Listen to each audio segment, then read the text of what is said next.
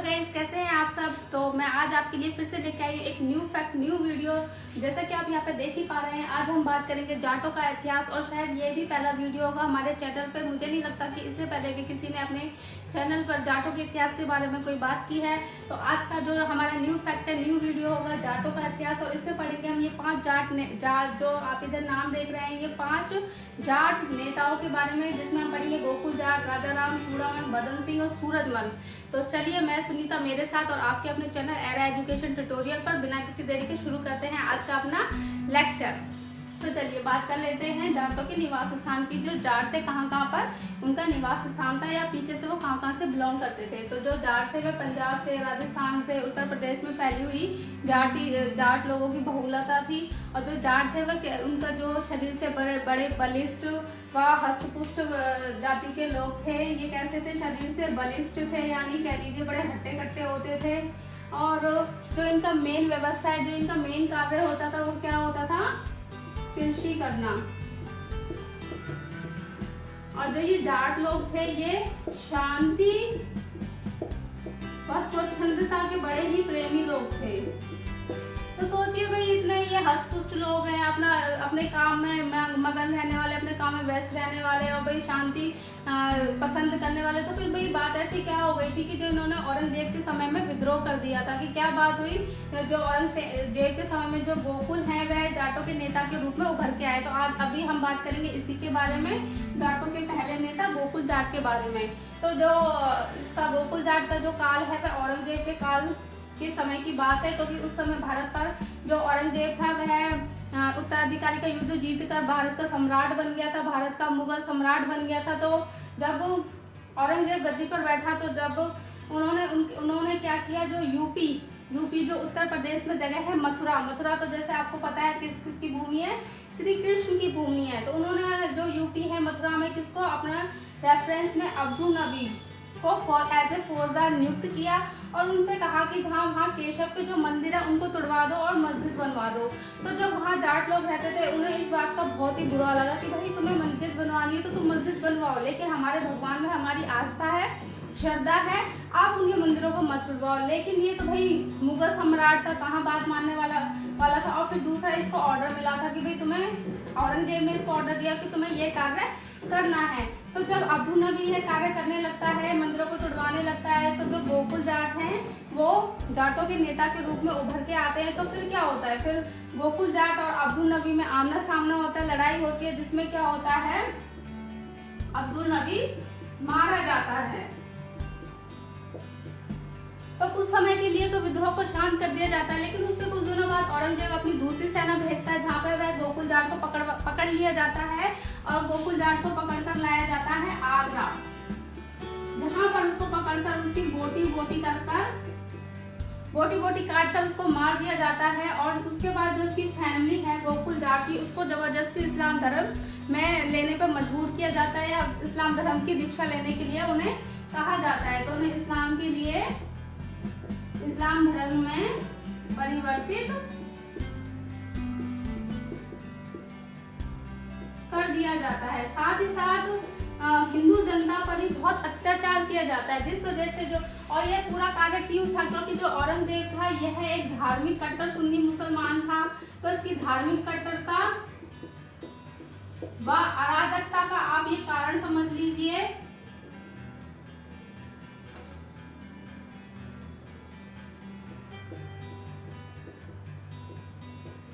तो यह कार्य क्यों किया था? क्योंकि औरंगजेब की धार्मिक कट्टरता और अराजकता के कारण उसने यह सारे कार्य किया था। तो ये था हमारा गोकुल जाट का इतिहास।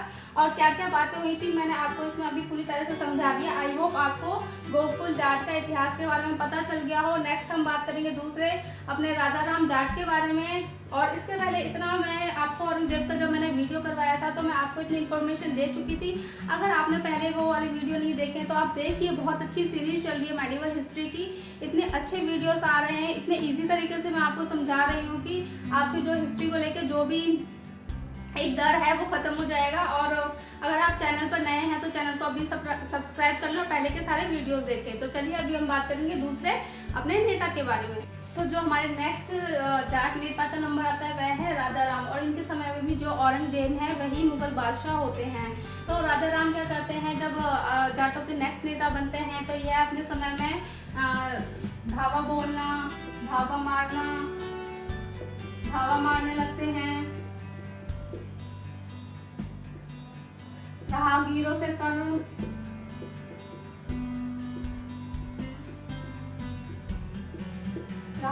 कर लेते हैं, धावा मारते हैं। और उसके बाद इनको एक और अच्छा अवसर, एक और अच्छा मौका मिलता है, क्योंकि कुछ समय के बाद जो औरंगजेब है वह दक्षिण की तरफ चला जाता है, तो ये अपनी शक्ति को और प्रबल करते हैं। लेकिन कुछ समय पश्चात क्या है, जो राजा राम है उनकी तबीयत या उनका स्वास्थ्य खराब होने लगता है। कुछ समय पश्चात ही राजा राम मर जाते हैं। इस प्रकार से जो जाट है एक बार फिर कुछ समय के लिए दब जाते हैं।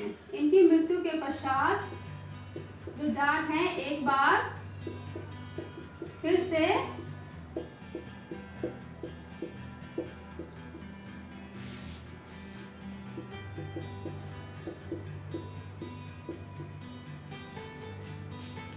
तो जो नेक्स्ट हमारे जाट नेता हैं वह है चूड़ामन। और इनके समय में जो मुगल बादशाह होते हैं फर्रुखसियर। तो इनके समय में जो मुगल बादशाह में फर्रुखसियर होते तो जरूर है, लेकिन जो अहम रोल प्ले करते हैं वह होते हैं सवाई राजा जय सिंह। तो इन दोनों की स्टोरी में इन दोनों का रोल ही इम्पोर्टेंट होता है।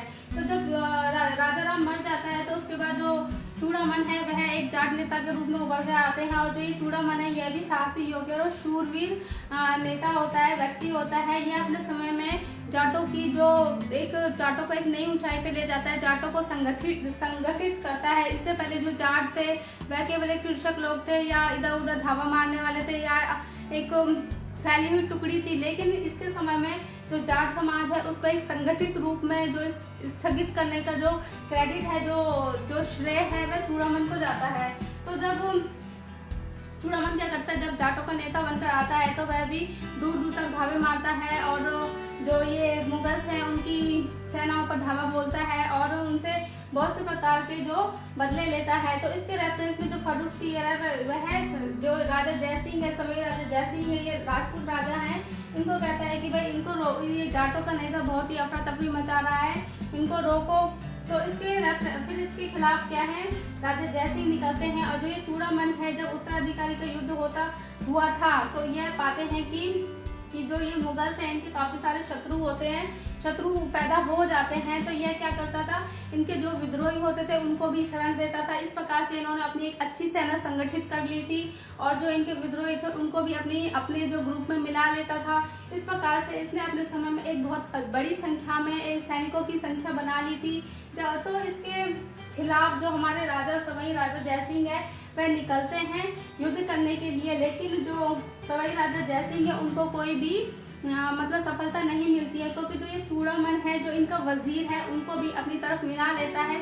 इसमें होता क्या है, इसको जो सवाई राजा जय सिंह है यह चूड़ामन को 10 लाख रुपए हर्जाना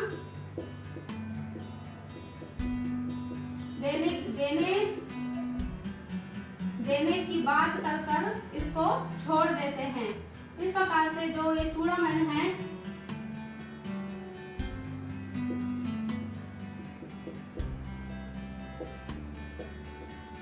तो इस प्रकार से चूड़ामन और जो सवाई राजा जय सिंह की जो कहानी है वो यहीं पर स्टॉप हो जाती है। और जो ये जाट समाज है चूड़ामन के समय में एक नई ऊंचाई को प्राप्त करता है और एक अच्छी सैनिक संख्या जो होती है जाटों की हो जाती है।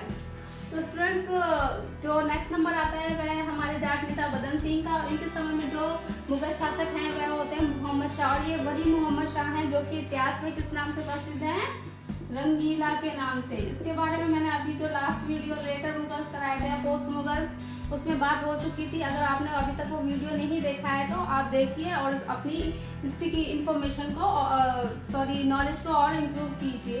तो जैसा कि मैंने बताया कि बदन सिंह के काल में जो मुगल बादशाह वो होता तो मोहम्मद शाह, लेकिन जो उसमें मेन रोल प्ले करते हैं वह करते हैं सवाई राजा जय सिंह।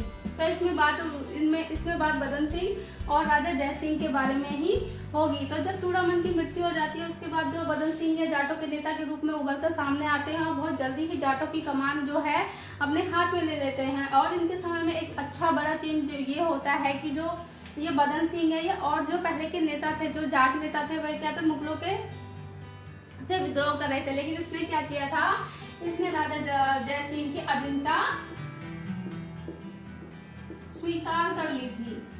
तो जब इन्होंने बदन सिंह ने मुगलों की अधीनता स्वीकार कर ली, तो उससे क्या हुआ कि जो ये बदन सिंह है, जो जाटों का एक साहसी दल था, लुटेरों का दल था, वह वहां से उठाकर एक संगठित राज्य में इसने जाटों को स्थापित कर दिया था। और इसके इस स्टेप से जो राजा जय सिंह है वह भी बहुत खुश हुए थे, और इनकी और जो बदन सिंह के विनम्र स्वभाव को देखते हुए जो राजा जय सिंह है, उसने बदन सिंह को दिल्ली, आगरा, जयपुर के राजमार्गों का भी कार्यभार इनको सौंप दिया था। इस प्रकार से इनके काल में जो मुगल्स हैं और जो जाट हैं उनके संबंध सुधरे थे। और इसमें जब जय सिंह इनकी बदन सिंह की श्रद्धा देखते हैं, आज्ञाकारिता देखते हैं और उनके वीरता को देखते हुए उनको आगे जाकर वह छूट भी देते हैं कि आप जाटों की शक्ति को संगठित कीजिए और जाटों को और उन्नति करने का अवसर दीजिए, यानी आप आगे बढ़िए।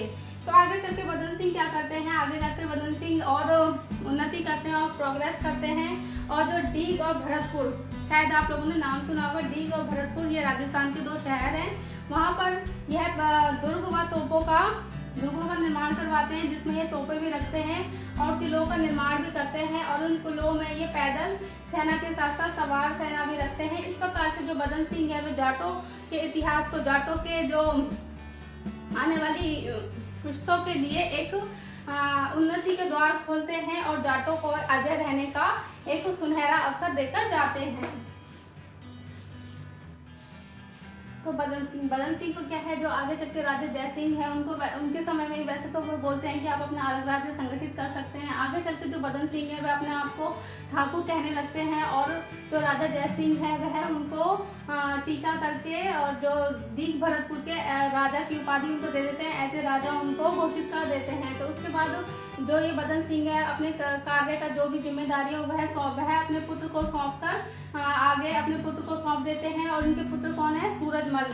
तो बदन सिंह के पुत्र हैं सूरजमल। और जो अगर आप राजस्थान शहर के डीग भरतपुर शहर से बिलोंग करते हैं या आप राजस्थान के हैं तो आपको बहुत अच्छे से पता होगा कि जब भी हम बात करते हैं कि जो जाटों के जो राजा थे वो कौन थे, सूरजमल का नाम वहाँ पे डीग भरतपुर में बहुत ही फेमस है। वहाँ के किले भी बहुत फेमस है और वहाँ पे शायद हर साल मेला भी लगता है डीग भरतपुर में। तो चलिए बात करते हैं सूरजमल की।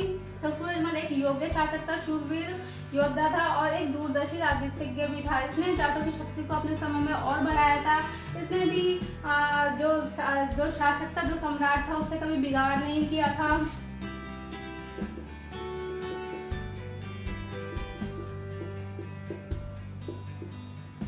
इस प्रकार से इसने भी जाटों की शक्ति को आगे जाकर और